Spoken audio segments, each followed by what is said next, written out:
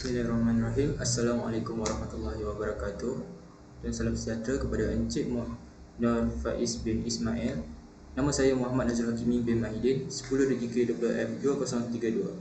Dan saya juga bersama rakan-rakan saya iaitu Isyaduddin bin Muhammad Sofyan, 10 DKWF 201116, Muhammad Firdaus bin Rizan, 10 DKWF 2039, dan Sufi Sazwan bin Razmi, 10 DKWF 2040.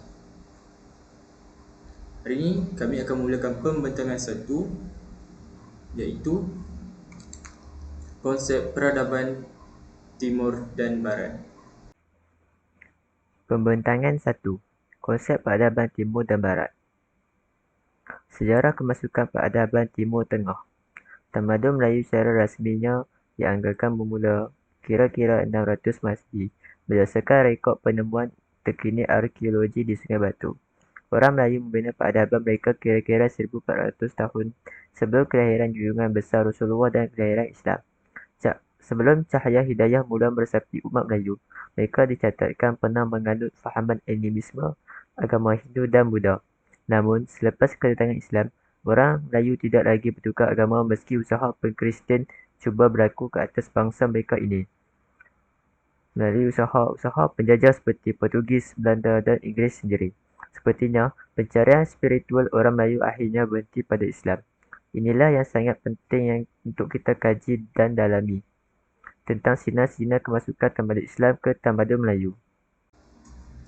Bagi faktor kemasukan Portugis ke tanah Melayu, perdagangan dan kekayaan. Sebagai pusat pelabuhan yang terkenal, Melaka semestinya mempunyai pelbagai bahan rempah seperti lada hitam, kayu manis, bunga cengkeh dan buah pala. Bahan-bahan rempah ini merupakan permintaan tertinggi di Eropah kerana kegunaan bahan ini amat istimewa dan sebagai pemanas badan. Selain itu, Portugis juga mempunyai agenda mereka tersendiri, iaitu ingin menghalang pedagang-pedagang Islam di timur. Kemegahan. Portugis juga ingin bersaing dengan negara-negara penjajah yang lain untuk memartabatkan negaranya dengan menggunakan kemahiran mereka dalam aktiviti penjelajahan dan pelayaran. Manakala keagamaan, mereka datang ke Melaka untuk menyebarkan agama Kristian dan juga ingin menghapuskan agama Islam di timur dan ingin meneruskan perang salib dengan menembuskan kembali kekalahan mereka di tangan tentera Islam. Dan seterusnya ialah pengaruh peradaban Timur Tengah di Kepulauan Melayu. Antaranya ialah dia mengubah pegangan agama, kepercayaan, pemikiran, cara hidup, sistem pemerintahan dan perundangan. Dan pengaruh peradaban India tidak hilang, cuma disesuaikan dengan ajaran Islam. Contohnya dalam pemerintahan, adab perkahwinan dan warisan kesenian. Misalnya ini juga telah memperkukuhkan dan memperkayakan lagi peradaban Melayu sehingga membentuk peradaban Melayu Islam. Assalamualaikum, nama saya Sufi Sazwan bin Razmi. 10 RTK 20F 2040. Hari ini saya nak membentangkan tentang perbandingan antara pengaruh Timur Tengah dan Barat yang masih diamalkan ya. Kita pergi ke Timur Tengah dahulu. Pertama, tamadun Timur Tengah ini dia menjadikan Islam menjadi cara hidup yang mencukupi keseluruh kehidupan manusia, sama ada keduniaan atau keagamaan. Yang kedua, pembaharuan dalam Islam adalah mengikut agama, bukan agama mengikut pembaharuan. Walaupun begitu, ia tetap fleksibel. Ketiga, Islam juga mengambil kira aspek kemajuan perubahan tetapi dengan menegaskan bagaimana cara ia dicapai dan apakah matlamat. Contohnya, buat sesuatu kena dapatkan hasil. Okey. Yang kelima, Islam menolak konsep matlamat menghalalkan cara. Dia contohnya niat nak membuat baik tapi mencuri.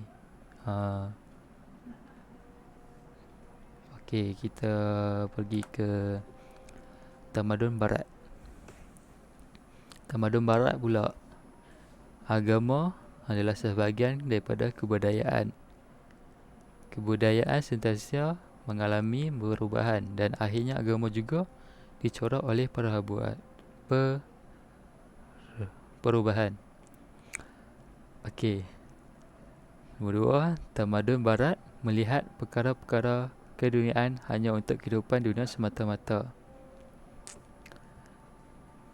Dia lebih kurang macam dia buat sesuatu, dia tak ingat akhirat. Dia untuk suka-suka. Yang ketiga, kemajuan berdasarkan keuntungan semata-mata. Contohnya, dia buat sesuatu, dia nak untung semata-mata. Okey. Nombor 5, berpegang dengan konsep matlamat menghalalkan cara. Contohnya, buat apa-apa pun dia kira betul ni. Itu saja. Terima kasih daripada kami berempat. Assalamualaikum. Assalamualaikum dan salam sejahtera kepada Encik Nafak SB Ismail. Saya Irsyaduddin bin Muhammad Sofian. Nombor metrik saya 10DK20F20116 bersama sahabat-sahabat saya iaitu Muhammad Nazrul Hakimi bin Mahidin 10DK20F2032, Muhammad Firdaus bin Nurizan 10DK20F2039 dan Sufi Syazwan bin Azmi 10DK20F2040. Hari ini, kami berempat akan membentangkan cabaran pembinaan etika dan peradaban dalam masyarakat berbilang kaum. Antara kandungan yang akan kami bincangkan ialah definisi etika dan peradaban beserta contoh-contoh berkaitan, cara membina jati diri masyarakat Malaysia berbilang kaum, cabaran-cabaran masa kini dan membina etika dan peradaban di Malaysia, isu-isu perkauman masa kini yang berlaku di Malaysia yang menggugat keharmonian kaum. Assalamualaikum. Saya Sufi Syazwan bin Azmi nak membentangkan tentang definisi etika dan peradaban beserta contoh-contoh. Okey, kita pergi ke definisi etika. Etika berasal daripada perkataan Yunani iaitu ethnos. Ethnos ni membawa maksud hukum, adat rasam, kebiasaan dan budi pekerti. Etika juga boleh diterjemahkan sebagai peraturan masyarakat yang terdiri daripada tata susila, tata tertib masyarakat. Peraturan masyarakat dimaksudkan sebagai tradisi, norma, kebiasaan, adat, pantang larang dan nilai masyarakat. Contoh-contoh, tidak menyebarkan berita palsu dan berkaitan isu perkauman. Kedua, tidak menyinggung ras, suku maupun agama saat bersosial. Contohnya, dan bersembang tidak kaitkan tentang agama ataupun kaum. Yang ketiga, menjaga kebersamaan dengan saling menghormati satu sama lain. Kita pergi ke definisi peradaban. Peradaban berasal daripada kata dasar iaitu adabah. Adabah berarti tingkah laku atau tata susila yang baik dan terpuji yang diamalkan oleh anggota sesebuah masyarakat.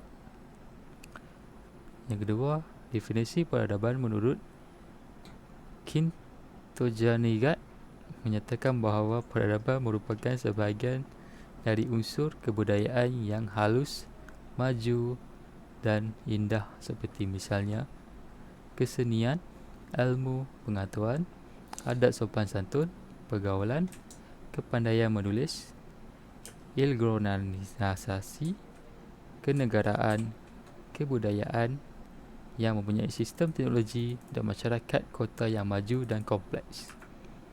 Contoh-contohnya, Peninggalan kebudayaan Romawi yang hingga kini masih digunakan adalah tekstur lengkung dan kubah serta campuran simennya yang tahan lama. Yang kedua, menghormati orang yang lebih tua daripada kita. Okey, yang ketiga, budi pekerti yang halus. Itu saja daripada saya. Cara membina jati diri masyarakat Malaysia berbilang kaum. So, rakyat Malaysia perlu berfikir secara satu, bercakap secara satu dan bertindak secara satu bagi menjamin keamanan dan kestabilan sedia ada. Seterusnya, perayaan dan persambutan agama seperti Aidilfitri, Tahun Baru Cina, Deepavali, Gawai, Dayak dan Tadau Keamatan ialah masa yang amat sesuai lah bagi memperteguhkan lagi semangat untuk membina negara. Yang ketiga ialah rakyat Malaysia hendaklah memegang gagasan satu Malaysia kerana ini akan memberi kesinambungan terhadap perpaduan, kemakmuran dan kedaulatan negara. Bagi cabaran-cabaran masa kini dalam membina etika dan peradaban di Malaysia, cabaran dalam pendidikan, murid-murid kurang didedahkan dengan ilmu berkaitan dengan etika dan peradaban.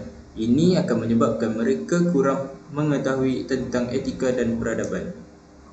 Bagi cabaran sosial, penyebaran budaya barat yang semakin menjadi ikutan anak-anak muda di Malaysia juga mencatat jumlah warga digital keempat tertinggi di dunia ini. Menunjukkan rakyat Malaysia terlalu mudah dihanyutkan dalam dunia digital sehingga lupa akan etika dan peradaban. Bagi provokasi isu sensitif, isu perkauman, agama dan prejudis terhadap etika ini mudah dicetus dan disebarkan melalui media elektronik dan media sosial yang bersifat tanpa sepadan dan had. Yang keempat, isu-isu perkauman masa kini yang berlaku di Malaysia yang menggugat keharmonian kaum. Isu-isu politik sekarang yang cenderung bersifat belas kasih terhadap satu kaum saja. Ini akan mengakibatkan ketidakpuasan hati akan berlaku kepada kaum lain yang akan memberi satu impak yang besar kepada negara. Yang kedua, isu-isu berkaitan berita palsu atau maklumat-maklumat yang memperlekehkan dan mempersendakan agama, perayaan dan adat kaum lain. Yang ketiga, kurang persefahaman sesama kaum juga boleh menggugat keharmonian. Ini berpunca pada diri yang suka mementingkan diri sendiri tanpa menghiraukan perasaan kaum yang berada di sekeliling. Sekian saja daripada kami berempat. Sekian, terima kasih.